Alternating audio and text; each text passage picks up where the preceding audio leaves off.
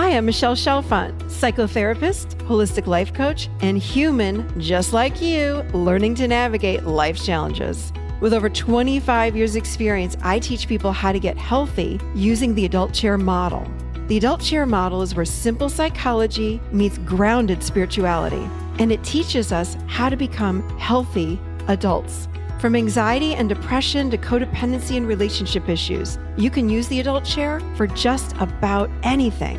Each week, I share practical tips, tools, and advice from myself and a wide range of experts on how to get unstuck, how to live authentically, and how to truly love yourself, all while sitting in your adult chair.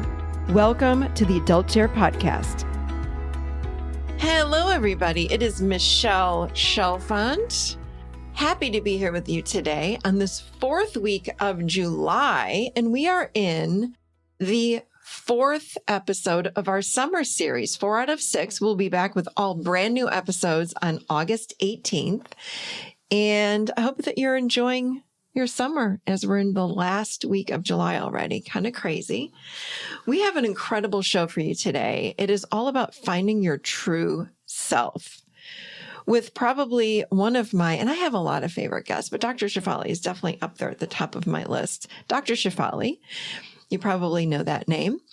And what a show we had. You know, who doesn't need a guidebook or a pathway to find the true self? And that is what we talked all about on the show today. It was one of my favorites and also one of your favorites. So I'm going to jump right over now to our show. Here we go. So welcome to the Adult Chair Podcast, Dr. Shefali. Thank you. I'm so excited. I have wanted to have you on the show for a few years now, and we finally reached out and you said yes. So we're so honored to have you here. I was telling you a little bit about the adult chair a second ago, and really you are parenting from what we would call on the show your adult chair. You're in the highest, most conscious version of yourself. I love everything that you've done. I was telling you, I just love you to death. So thank you. Absolutely. I want to talk to you. Let's jump right into conscious parenting. This is something that you're so well known for, of course. But what does that even mean? What does conscious parenting mean? Well, like you said, in the adult chair, we are not emotionally grown up. And we then proceed to have these children because it's on our list of things to do. Yeah. But when we have these children, we may come to the awareness that we don't know how to raise them. And the reason we don't know how to raise them is because in many ways, we were not raised consciously. So what does conscious parenting mean? It means that the parent has raised their own inner child issues and healed their own inner child baggage from childhood, so that when they have children, they raise their children not as extensions of themselves, not as conduits to meet their own needs and fantasies, but truly attuning to who the child is before them and raising the child as the child needs to be raised. Now, if only we were all raised in this way, we would not have all these issues that we have in the world today. So I really believe that conscious parenting is a movement to help raise whole generations of children, WHOLE, whole from within, but we can't raise whole individuals when we are broken from within. I love that. And how many parents out there are conscious? Is anybody conscious? Is anybody doing this well? I certainly wasn't. And that's why I have gotten behind this work so fervently, because I was a meditator since my early 20s. I was a PhD in clinical psychology, and yet I was so unconscious. So the goal is not to have shame because we're unconscious. The goal is to understand that it's an inevitable reality that we are unconscious. But now we have an obligation to our children to raise ourselves into wholeness, because they deserve to be raised without our broken wounds being imposed on them. So very few people are conscious. It is not a destination. So I'm not yet conscious fully, Mm-hmm. right? There's no such thing as full consciousness, right? Yeah. So it's just about raising the awareness and turning the spotlight on us parents so that we move away from the traditional parenting paradigm that says we are here to fix, to create, to curate the Mm-hmm. perfect child. There is no perfect child, there is no perfect parent, but to turn the spotlight in the traditional parenting paradigm, the spotlight is on the child. In the Mm-hmm. conscious parenting paradigm, the spotlight is on the parent. Mm. Okay, so how is it different? Talk about how it's different than how we have been parenting all of our children. You're so right. We look at these kids and we say, okay, you're going to play soccer because you're really good with the ball and you're going to do this, but we don't check in with the kids.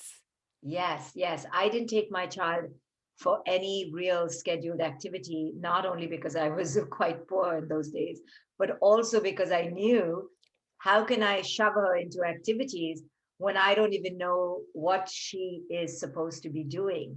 And I have to admit, I did make some mistakes before I came to this realization. I once took my daughter for a basketball tryout when she was around 5. And isn't that just so insane? We take our kids for these things when they're so young. I And know. she hated it. And all I could think about was how she was insulting and making me feel embarrassed and ridiculing my Mm. authority. And I yelled at her. I called her a bad kid. I think I did some terribly unconscious things because I was so embarrassed that she didn't even try out the tryout.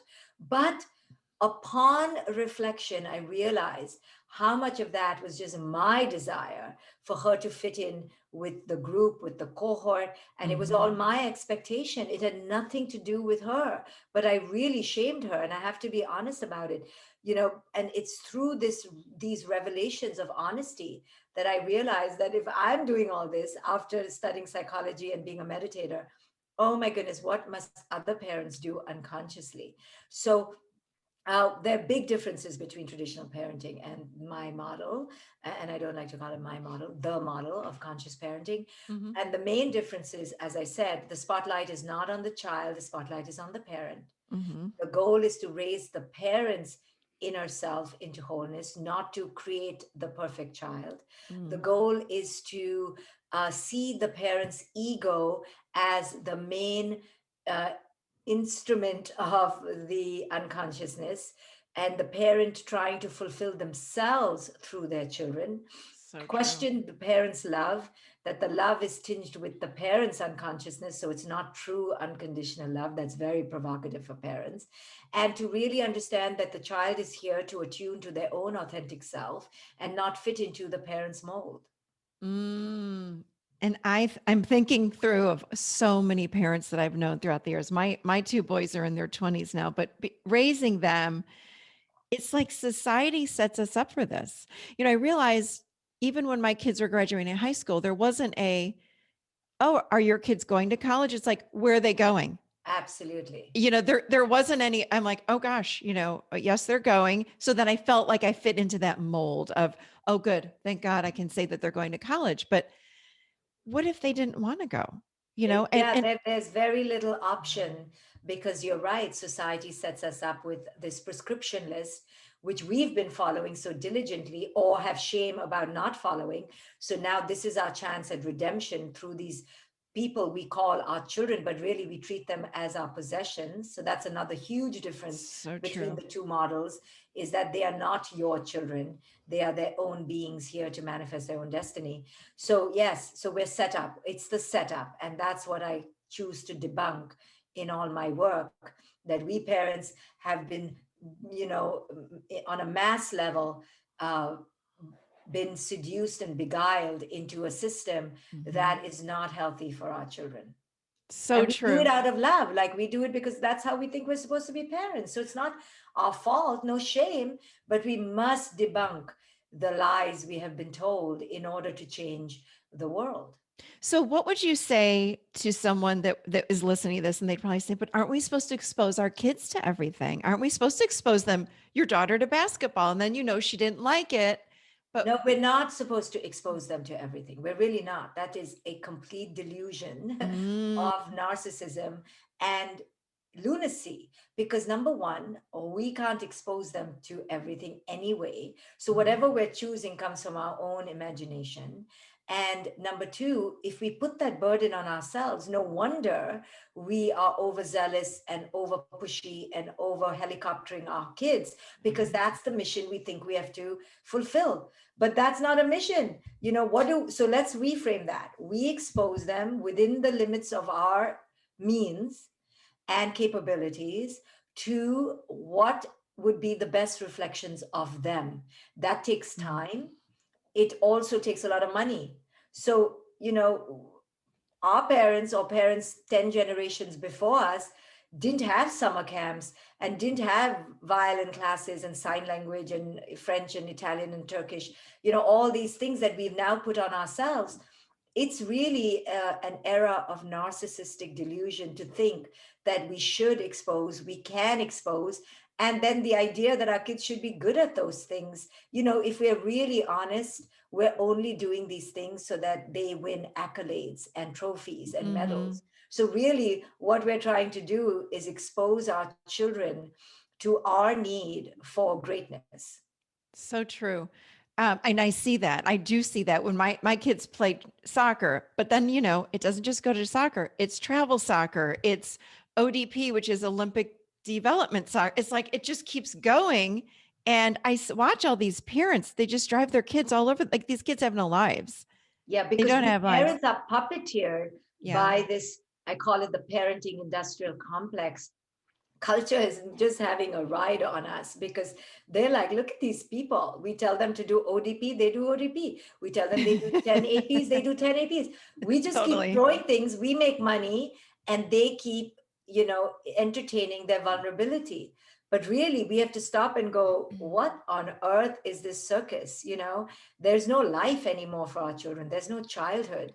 And we parents are running bankrupt and running amok and running exhausted, all in the name of this glorified love, which isn't even love. It's really, complete manipulation, control, and using our children. I mean, this is very Yeah. provocative for parents. So I Yeah. understand if this is raising triggers within your parents who are I'm, listening I'm, right I'm now. guessing it is. Yeah. But the best way to have parents pause and really take this in is when parents can relate this to their own childhood, how their own parents' expectations puppeteered them and how they felt manipulated and controlled. When we get real about our own childhoods, that's when there's a slight opening in our awareness that we may be regurgitating toxic patterns. That is such a great point. Again, the focus needs to go back to the parent. We need to look at ourselves and what's going on with us that we want our kids to do so much and Yeah. be so much and take another AP class and get straight A's and go to the top. It's like, it's too much.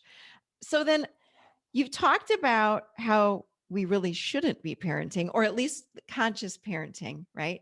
How though do we do it? We talked about how we've gotten it wrong. How do we do it? So the child is born, how involved do we get? Like, tell us a little bit about that. Like, tell us. Yeah, so it's really hard, and it's not a doing, it's a philosophy.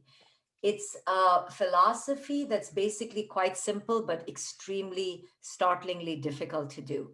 And the philosophy is this: do I buy into the cultural bullshit or do I not? Yeah. And do I want to live my life tethered to unworthiness through all these activities? Or Mhm. do I want to say, I am worthy without this? So when the parent makes that decision to not buy into these institutional dogmas, because they've decided that their sense of worth doesn't come from this external validation, then the parent has burst that bubble for themselves. They see the illusion for what it is. Now Mhm. they're still caught up in it, but much less so. So I am caught up in it as well, but I'm able to check myself and go, but this is bullshit. Like, why am Mm. I killing my kid for not being interested in calculus and math and for getting a B grade or a C grade, which my kid has gotten many of? Mm-hmm. because it's not her thing. I can see it's not her thing. She's not going to be a mathematician. She's not going to be a calculus teacher. She's not going to be an oceanographer, whatever the subject is. What is my kid's true nature? And when I realize that I'm shoving things down that are not their true nature, then they will not do well. And that's okay. So then the next inevitable question or protest from the parent is, so we just let our kids just fail? Oh, well, it's not such an extreme. We understand when they fail, and we understand that the subjects that are being taught in the educational system are prescribed. They're cookie cutter, they are constructed as important, and they may not even be important. Who said, that an eighth grader should learn the subjects that they're learning and not learn about conflict resolution or compassion training or tolerance or diversity? Who decided that, right? Once we Mm-hmm. realize, and I always say that a very catchy question to ask yourself all the time is, who said, and who said, and who said? And to be a Mm. rebel Yeah. against this cultural stereotype that whatever culture dishes out is divinely ordained. It's not. It's been made up by the limited mind of the man or the woman. And it's a very limited mind. So when you stop being beguiled by culture and by the human capacity, then you go, okay, it's all bullshit anyway. So if my Mm-hmm. kid is getting a C grade in bullshit, am I really going to get upset? Sure, I'll get them a tutor because this is life and we have to get them Mm-hmm. educated to the degree that this is education. But I'm not going to get all myself up in a tizzy. Right. Oops.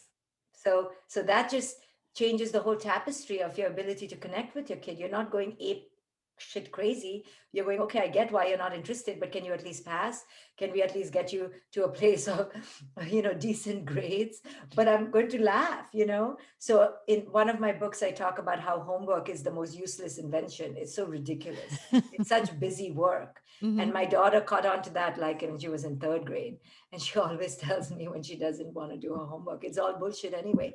I go, yes, it is, but just do it. Okay, just do it. So Yeah, there's a because balance we can, create where our children don't feel like we're just judging them, but that we understand them.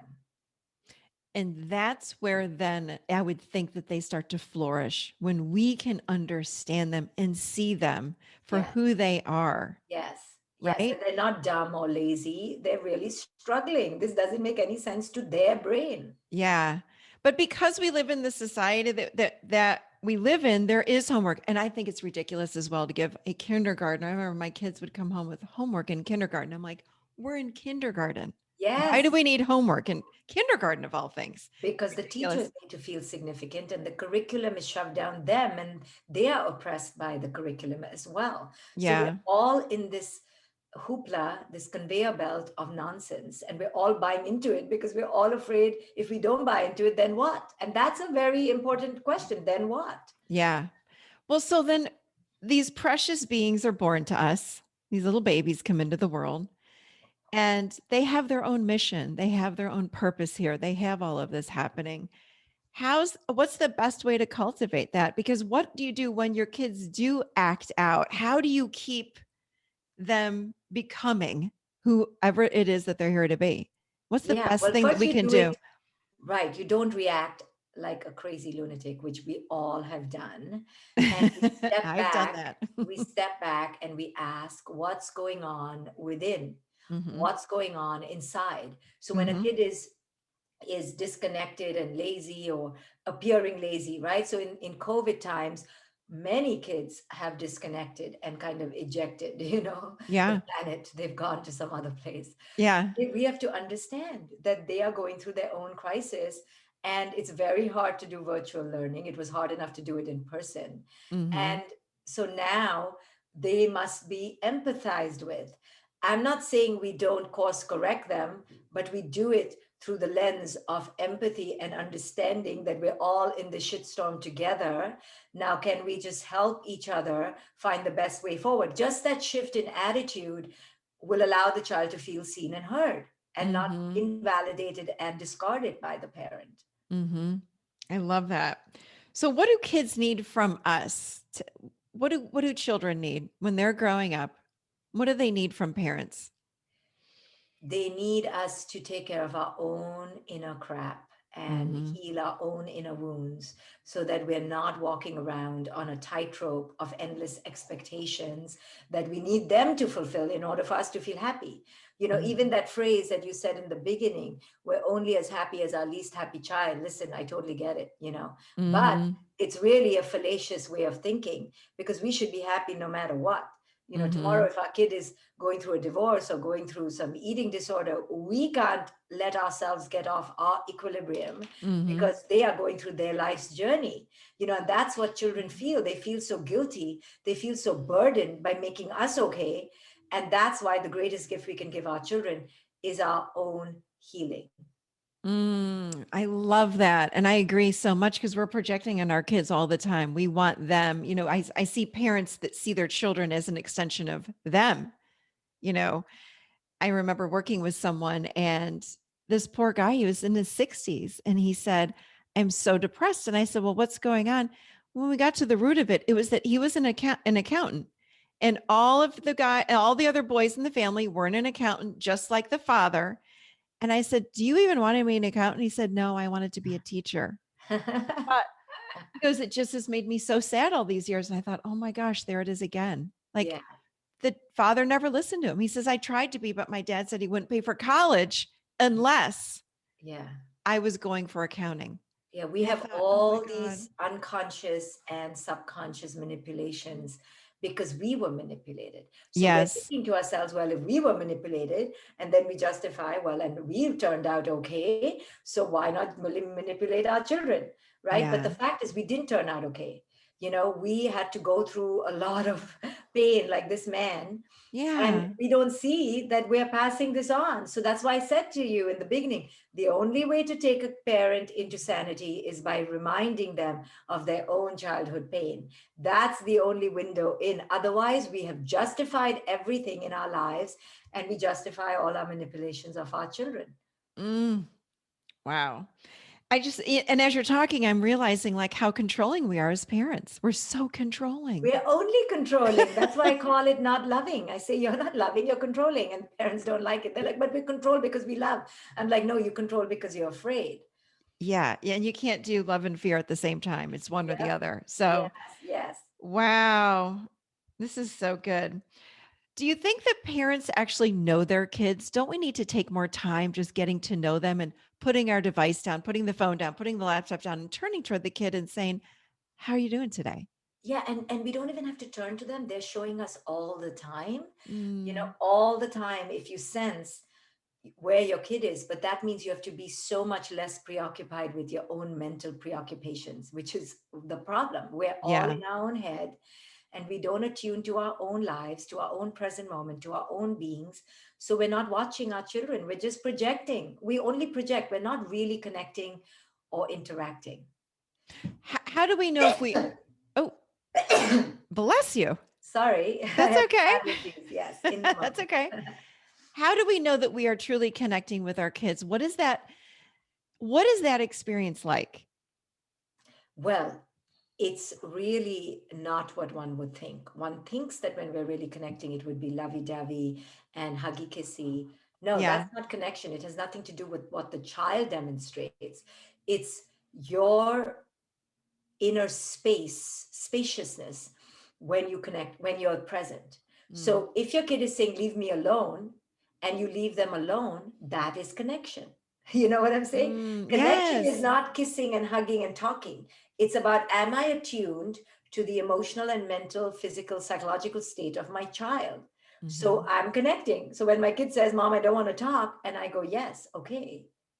Or when she says, Mom, I need to be left alone, I cannot talk right now, instead of taking it as a rejection, I take it as, oh, how do I allow her the space to be Hmm. in her own space? Hmm. That is connection.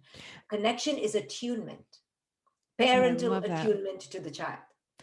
I hear honoring the child too. Yes, It's yeah. really honoring exactly where they are. And as you said that example, I'm thinking of so many parents if their kids said to them, I can't talk to you right now. I don't want to talk. I'm going to go upstairs and lay down on my bed or whatever.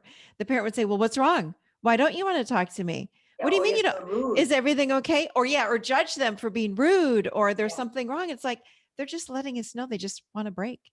Oh Honor my it. goodness. And if we don't give our children the capacity to say, the other day, my daughter said, Mom, please stop spamming my phone. And I thought that was so, my ego thought that was so utterly disrespectful and rude. But she Mm-hmm. did say, please. And I was like, what the hell is this kind of language? Stop spamming my phone? I'm Yeah. like, but on the other hand, I was like, okay, obviously she thinks I'm annoying her with my I did send 8 texts. But I was like, do you have to be so rude? So first my ego roared, and then I was like, well, I did send 8 texts, and this is the way these children talk. And then secondly, I then honored her for having good boundaries. I was like, that's amazing, you have such good boundaries. I completely shut up after that. I was like, I don't want to be talked to like that, so I better back off. So we get caught up in our children's culturally, their condition in a certain generational way to talk to us. And this generation especially, like, you've missed Mhm. it, but my kid is 18 and she's of a different ilk. They Mhm. have a very direct way of creating boundaries. They have no compunction, or at Mhm. least the way I've raised her to be a strong woman, to have no problem saying no. But you and I would never say no like that. We would just keep No. pleasing and allowing, and allow our boundaries to be invaded. So part of it is realizing that if you want a strong willed child who has good boundaries, they're going to have strong boundaries against you. And you're going Yes. to have to deal with that. Yes. I really feel like we have this precious being that's born to us, and it's our job to keep them precious. And Yeah. we have to stop projecting all of what we need, all of our wounding all over these kids, which is what's happening. So we as parents then need to wake up and really see these kids and get to know them, really get to know them. I Yes, not realize, from not from our expectations, but from how they really are. yeah. And so many parents say, I can't get my kid to talk to me. What do I need to do? What would you say to them? Yeah. Yeah. How do you Well, get your well, kids if to your kid talk is to you? not talking to you, that is a big communication. Mhm. And the answer is, well, couple answers. Number one, let them be. The answer is not to force them to talk to you. Number two, the answer is check your own judgment, check your own questions. The reason my daughter doesn't talk to me when she doesn't talk to me is because I'm asking too many questions. I'm not Yes. talking.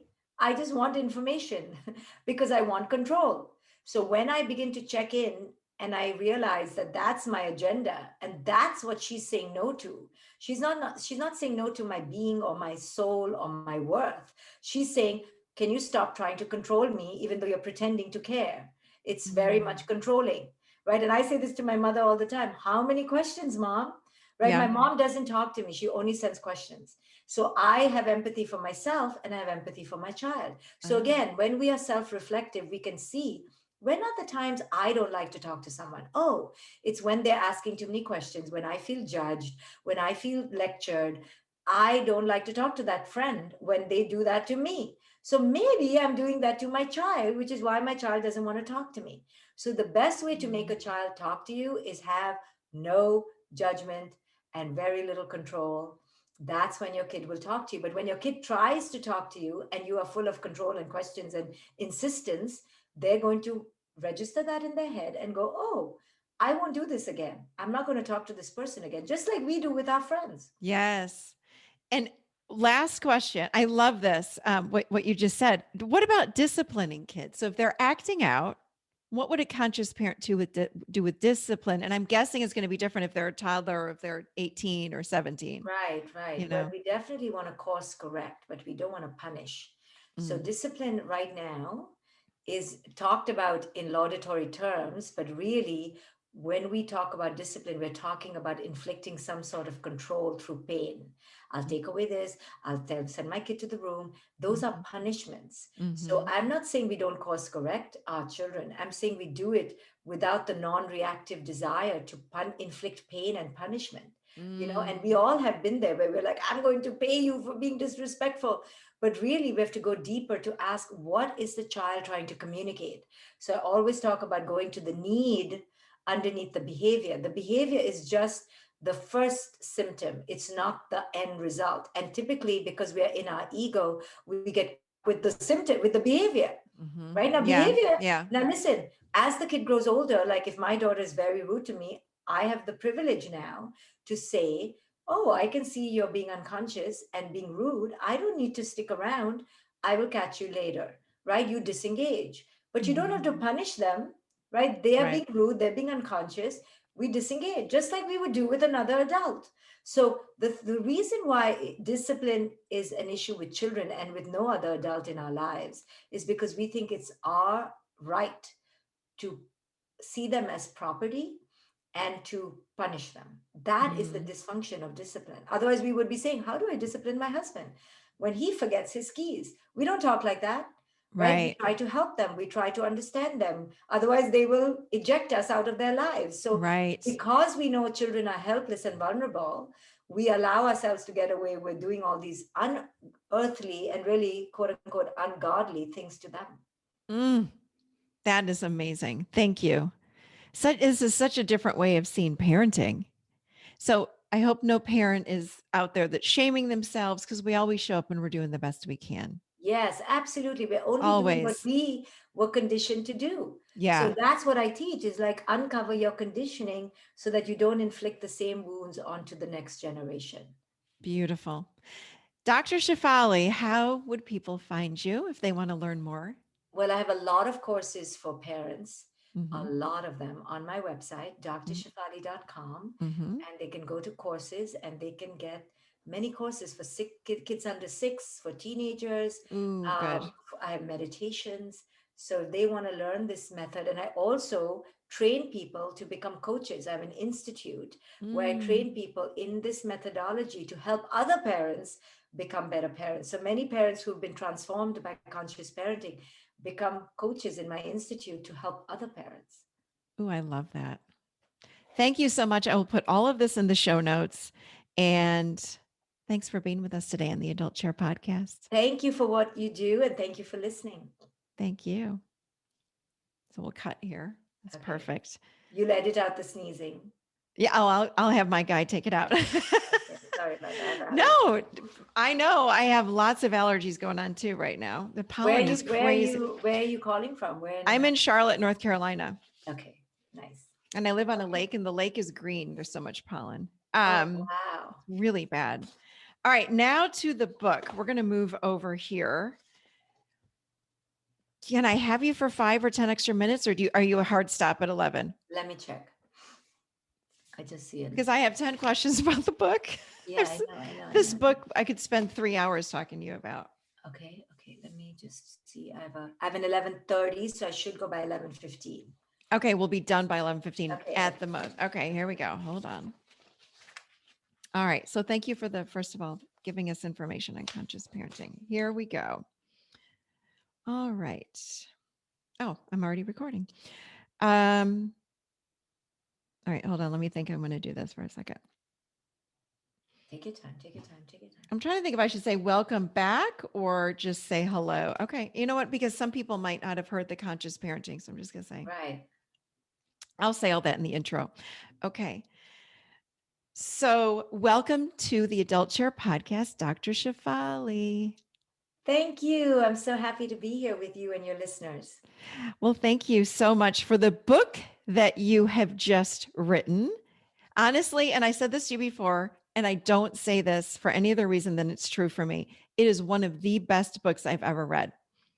Thank you. Yeah. Thank you for saying that. Radical awakening. I mean, I think our world needs this so, so much right now. So thank you for taking the time to write the book. I said to you, I'm a slow reader. I couldn't put the thing down. I was like going through it so quickly. And then when I thought about the interview today, I think I've printed off, I'm going to show you probably 50 pages. I was like, oh my gosh, this is so good. This is so good. This is so good. I'm highlighting away and I'm like, okay, I don't have hours with her. So I'm going to try to break it down for our listeners, but I'm just going to say to everybody, go get this book. It will change your life. It's so, so good. All right. So let's talk about this. Why this book, Radical Awakening? Because we women, especially, need to snap out of our chronic servility, helplessness, and unworthiness. Mhm. And I document my own radical awakening to some degree in this book, as well as all the women I've worked with. And I see us falling into the same trap. It doesn't matter if the woman is from Pakistan or Greece or Northern America. It doesn't matter if she's rich, poor, white, or black.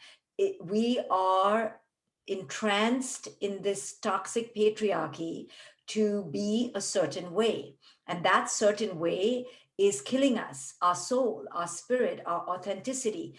And we cannot waste our life never discovering our true self. So, Mm. this book is really an homage to the true self that is buried within us all, that has been suppressed because of the conditioning of the toxic patriarchy. Mm. Wow. I loved you jump right into it. Even in you have the book sectioned off into parts, but part 1, you talk about that we are asleep in the matrix, and chapter 1 is all about soul erosion. You're going to hear me say, I love this. I loved it. It's the death of the true self. And you said women lose their power, authority, voice, and vision. And you call this, I loved this, an obliteration of our inner knowing. So true. So true. So, can we even avoid this? Like, as children, how does this happen? And is it possible to avoid it and come out of our childhoods as being healthy?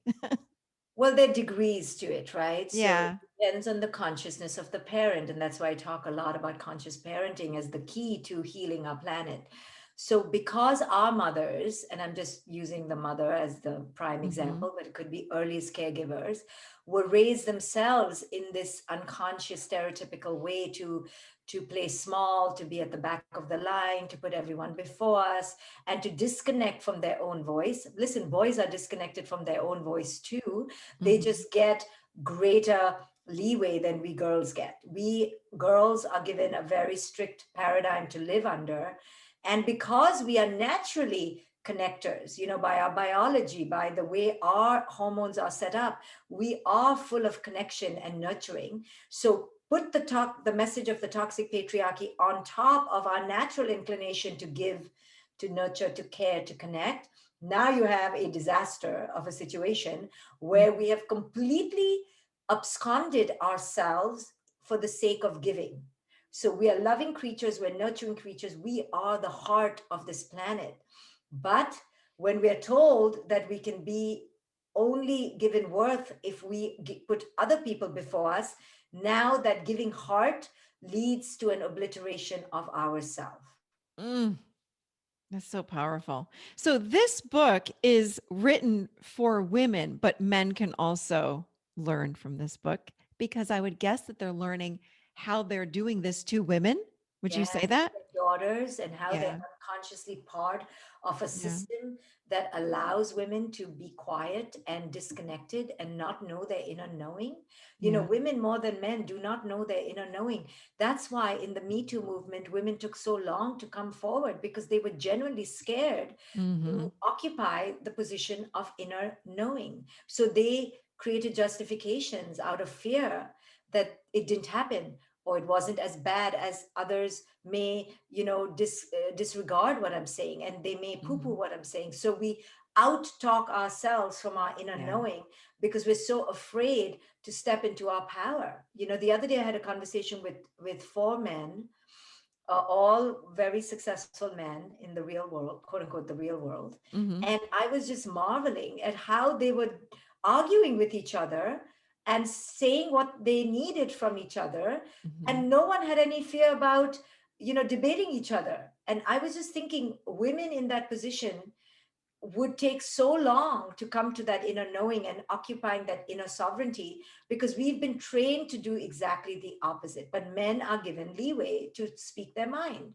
Hmm. and invade boundaries and take over the conversation. And we women have such a hard time because we are told to be the givers, to be the Yes. nurturers, to be the connectors, to allow other people to speak before us. So true. And you talk about the triple threat that happens in childhood, the craving for approval, validation, and praise. Like, we're doomed because you're right. As little girls, we're doomed. I mean, we're going to be women that then get into relationships and we're seeking approval, validation, and praise. Yeah, it's so So subtle. This, true. yeah, it's so subtle but pernicious, this conditioning that we do to little girls and Yeah. don't do to little boys as much. And we train our girls to need the crumbs of love and worth from their parents and external Yes. society. And we train Yes. them to want approval. And approval is, at its very core level, permission. We train them to seek permission from the outside all the time. Can I do this? Can I exist? And then we train them to to need validation. Oh, am I good enough? And then we train them to need praise. Can you celebrate me? And we Mhm. don't train them to tune in for these things. We train them to tune out for these things. And so by the time the girl grows into a woman, she's already doomed, you know. Yeah. And now women do it to each other. We're training each other to need these things from the outside. You know, we buy up all the makeup, we are doing all the Hmm. plastic surgery. Now we're all part of the herd that have completely endorsed that we are how we look. We are our roles of wife and mother. And now we've put successful entrepreneur on top of that. We are how we parent, how we mother. So we are training each other now to be enslaved within the patriarchy. Now the patriarchy is not even doing it. They've done it so well that we have internalized the oppressor. Mm. Mm. I love that. But this book is going to wake us up. Like I'm getting, like I'm listening to you and I'm like, oh, that's so true. But then I think, but I read the book and it is about, again, I think I shared with you, this is like how to live in the adult chair. Basically, it's how Yeah. do you live in the healthiest, most conscious version of yourselves. That's what this book about is all about. And you teach people how you awaken out of the dream state they're in, out of this unconscious state.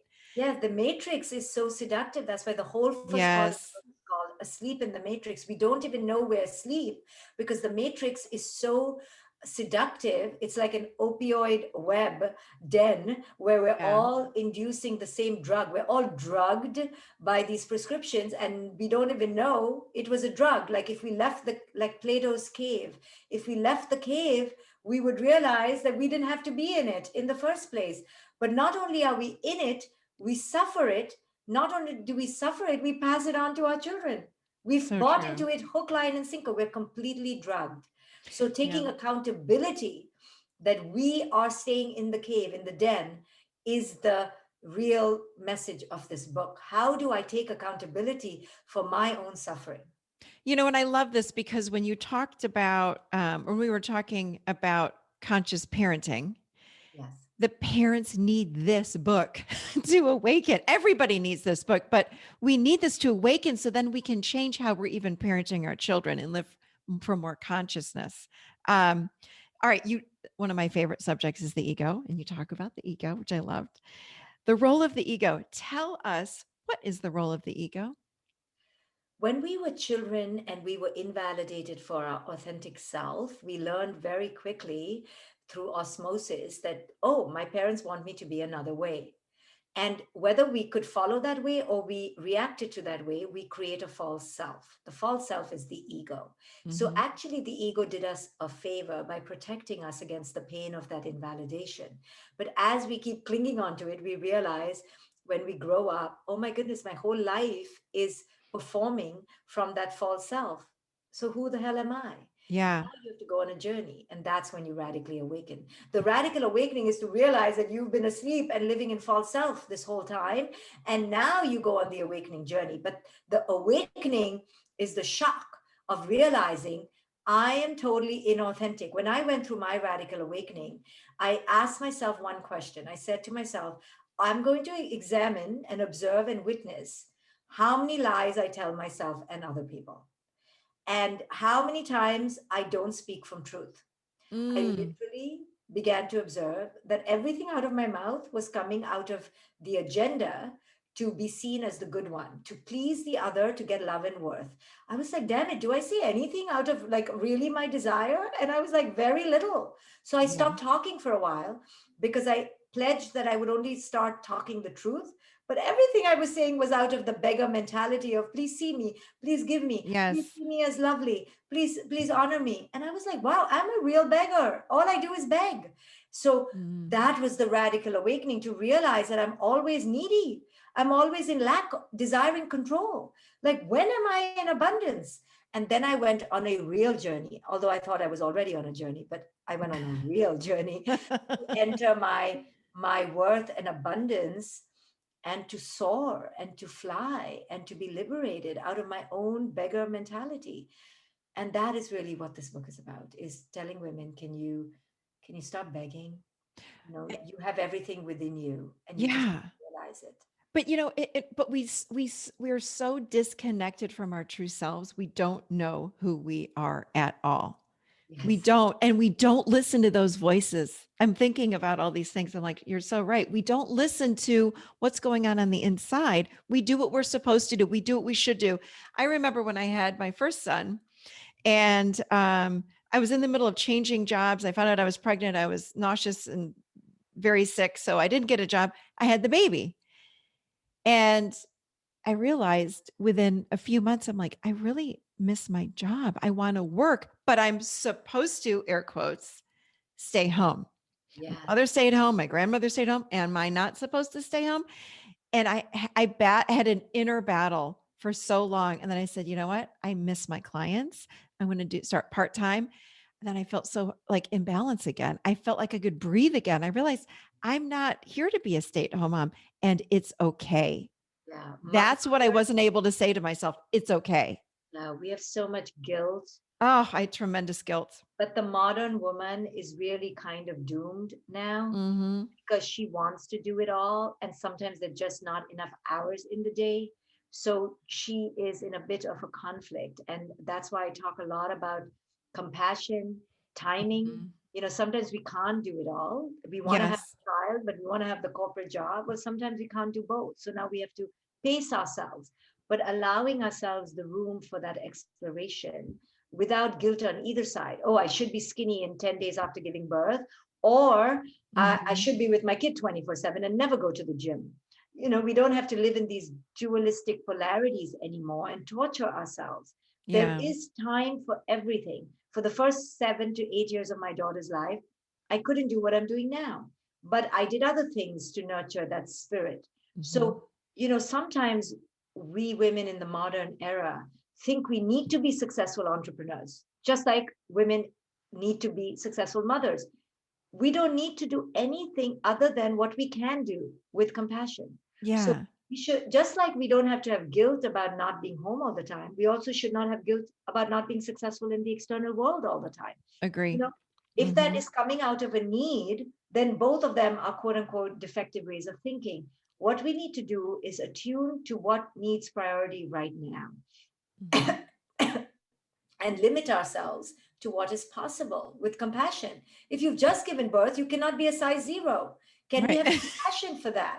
Right. On the other hand, if we want to go exercise and leave our kid with the nanny, that's okay too.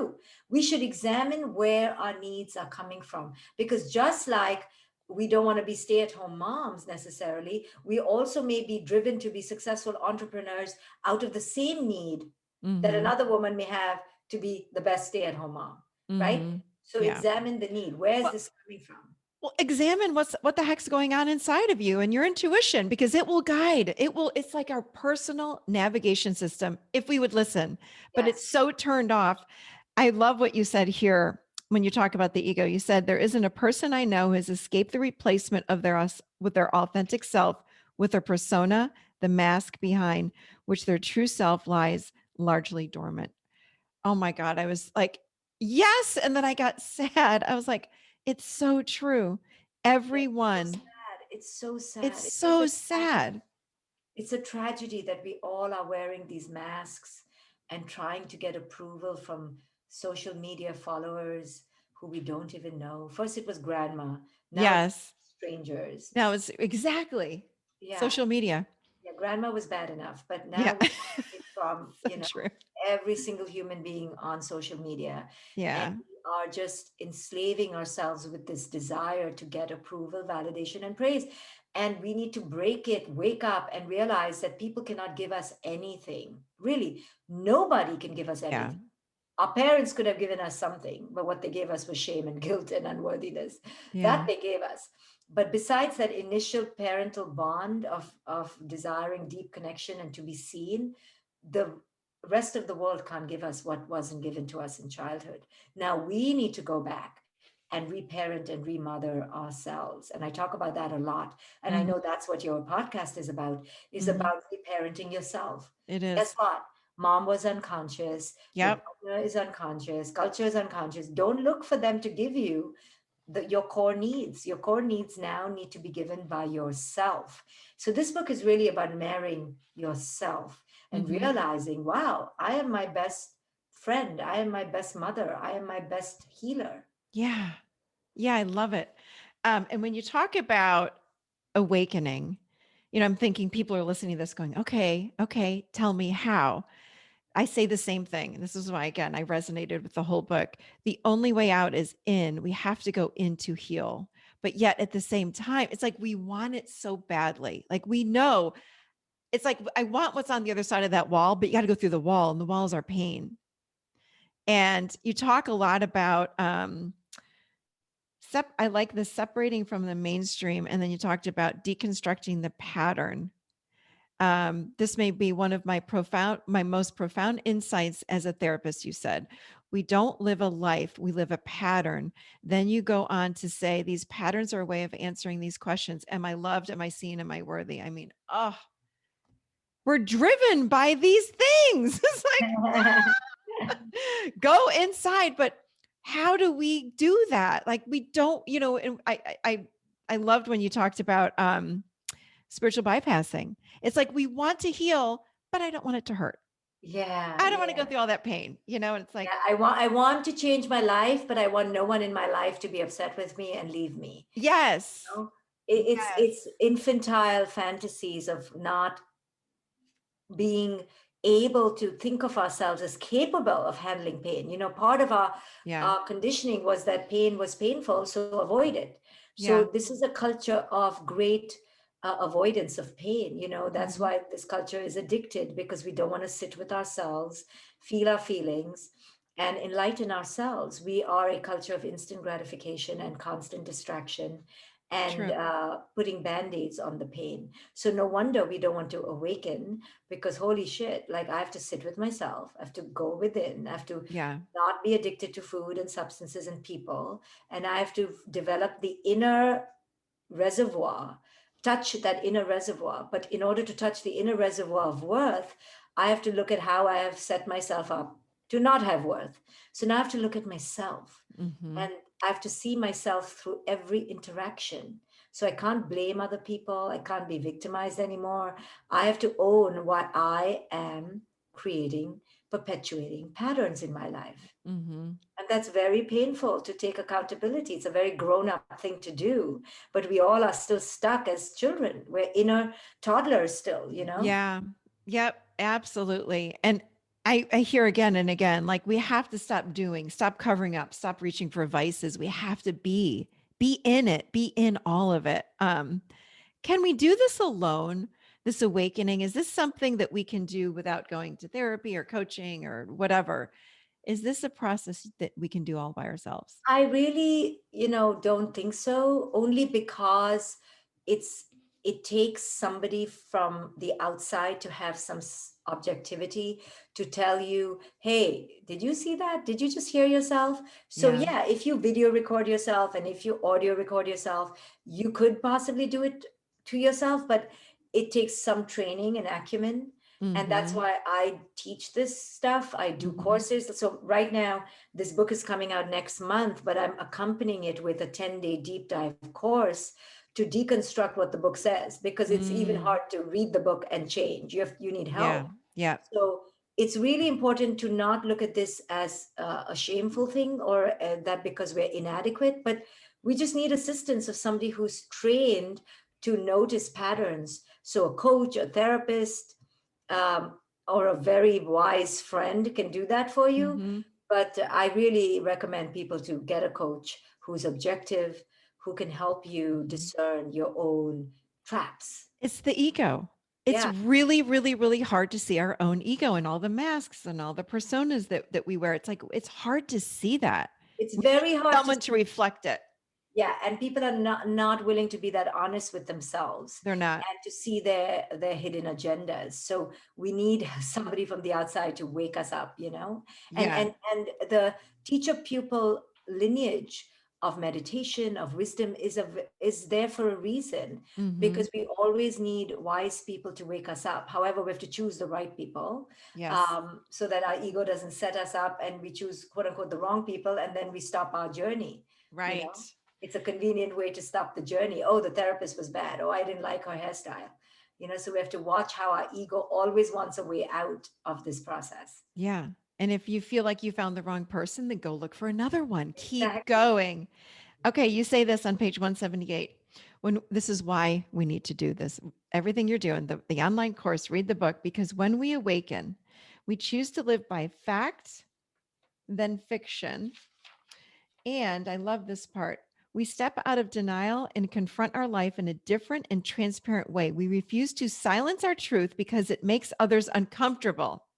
Our connection to ourselves is too vital and powerful to dismiss anymore. Ah, yes. I work with a lot of people that are in abusive relationships. And this is not just about them, but it's just like we're so numb. We live with fiction. We don't live with facts. And we suppress our voice. We tone down. We one down ourselves. Yeah, It's time to stop. by telling ourselves fictitious stories, Yep. deserve it, it's not their fault, or my life will be terrible without this person, or Yeah. what will people say, or I can't do it, or I need more money. And we don't realize that those are all the ego's ways of keeping us stagnant and small and not breaking free out of whatever dysfunctional pattern we're in, and maintaining the status quo, you know. Yeah. We tell ourselves the greatest stories in the world, and we don't Oh, know we're telling ourselves stories. yep. Absolutely. We have that's the problem. We don't even know. Yeah, We we don't pretend. know. Yeah, We think it's truth. we think it's true, and then we are great psychics. We're like, oh, if I did this, then I just know all my friends will be angry with me, or I just know I'll be miserable in the future. And I always Mhm. tell people, who made you psychic? You Yes. know, I say the same thing. right? Is your present moment unpalatable, Yeah. indigestible? Let's just change the present moment and deal with the future moment when it becomes the present moment. Yeah. But people are Yep. just so afraid. So they create these stories about the future to stay in the present and justify their misery. Justify their misery. So accurate.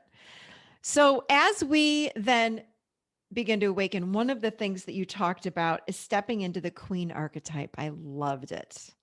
Talk about that, because I think that we're afraid to embrace that inner queen that we all have the ability to embrace, but Yeah. we're too afraid of it because it's powerful. Yeah. So when people hear queen or king energy, they may immediately think that's so selfish or that's so narcissistic. Yep. Well, the greatest narcissism is to pretend you're not a queen or a king, and not own your voice. You Mhm. know, anxious people can be narcissistic, depressed people can be narcissistic. So queen is the antithesis of narcissism, which says, hey, this is how I feel, this is who I am, no masks, take me or leave me, and I give you permission to go. That's not Ooh. narcissistic. That Mhm. is actually being the most transparent and honest. When we pretend and we wear masks, that's narcissistic, because we are lying to ourselves and other people to keep them in our lives, because we're self absorbed. We need them. Queen energy doesn't need unconscious or misaligned people around her. The queen says that there's bounty in the world and there's bounty within myself. So I no longer need misaligned energy or mismatched energy just because culture tells me I need it, because I have enough within. So when we step into our queen energy, we begin letting go of a lot of unconscious people around us. And that's very scary. But it must be done if we think of ourselves as worthy. I'm not worthy of this unconsciousness. And we let toxic people go very lovingly Mm, because we say we're not aligned anymore. And we right. come from this place of deep alignment to our own truth, to our own transparency. And we're not interested in playing games anymore or lying in order to keep the other person comfortable. No Mm, one is more important than us when we enter our queen energy. Now, again, that sounds horrifically selfish for a mother to say, but yes. I still stand by it that I am the most important person in my life. Why do I say that? With queen energy versus narcissistic energy, is because when I honor my own self, then I also, with that, hold myself accountable to give myself that. Now I release my child from giving that to me. So I'm actually the least narcissistic when I hold myself worthy of not only queen energy, but also meeting my own needs. Yes. And you say, the queen understands that she is deserving of space and to be big and loud, deserving of respect and celebration, deserving of patience and loyalty, deserving of attention and validation, deserving of indulgent care, deserving of truth and honesty. It's Right, but she just doesn't get it in hidden disguise sneaky ways of no. narcissist. She says, here I am. Oh, I see that you have other priorities. Oh, I see that you just want to talk to me in this degrading way. Oh, I see that you're invalidating me all the time. Oh, no problem. I don't hold you responsible. I Yep. don't hold you accountable. I hold myself. So I will take myself out of the equation. See, that's the Yes. pivotal change That's versus it. the Hmm. narcissist who sucks on the other person either through insidious disguises or through nonstop complaining. And manipulation to try to get them to give us what we want. It's none of Right, that's not right. The queen goes, controlling. oh, yes, yes. The queen goes, oh, I see I'm not needed here. No problem. You're not supposed to need me. You're not supposed to want me. You're not supposed to desire me. I'm out. I get it. Right? We allow the other person to reject us Yes. because we don't hold them responsible for our inner state of worth. Now, that is the queen. That's can you say that again? I want to make sure everybody just heard what you said. Well, the queen doesn't look for anyone's approval. So when they reject her, she doesn't hold them responsible for her feeling rejected. She goes, you can reject me because I am essentially unrejectable from inside. No one can truly reject my queen essence. So when the queen steps into that, she's okay with people not liking her or rejecting her. She's like, I get it. You're a queen in your own right. You're a king. You do what you need to do. I do what I need to do. Yeah. It's such beautiful self-care. I mean, it's gorgeous. I sit here and I'm like, that is the ultimate in self-care. And You it's have to not really love selfish. yourself that much, though. Yeah. And Can that's it's very radical for people it's because very radical. people don't love themselves that much. But I agree. I love myself. I am not ashamed to say it or shy. I'm like, I freaking love who I am as much as I love other people. Yeah.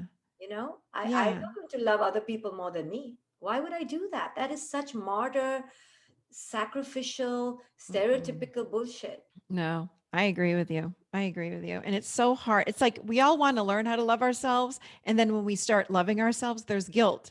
But then Absolutely. I can't now. Now it's too much, isn't it? Am I being too much? No, you're speaking up for yourself. You're having beautiful self care. And then there's guilt around it. It's so confusing being a woman. Yes, It because really we're is. also raised in this, Western religious ideology that we should suffer. Yeah, true. Life is not suffering in the sense of this kind of endless inauthenticity. It's suffering because it's unpredictable and we suffer that. But again, we Yeah. suffer even that because we don't understand life. But it certainly isn't this psychological suffering that we endure, it's Mhm. conditioning. True. It's just conditioning. And we can break free from it and we can radically awake. Absolutely, we can break free from it, and people are longing for us to break free for it from it. We Yeah. don't realize that the people who are going to reject us, when they do reject us and we stop playing their game, it's actually we're doing them a service because now they get to realize, wow, maybe I'm being inauthentic. Maybe I'm being needy. It When we end the inauthenticity in our own lives, we set the stage for the possibility. I'm not saying it'll happen for Hmm. other people to be emboldened to create authenticity in their own lives. Mm. Wow. Everything you've said is powerful, every single thing. So thank you again for writing this book. Really beautiful, beautifully done. Where can people find you in this course that goes along with this book? Tell us. Well, the book is called A Radical Awakening. So they can go to aradicalawakening.com and then click the button for the 10-day course that accompanies this. And they get 3 books for free with the purchase of the Wow.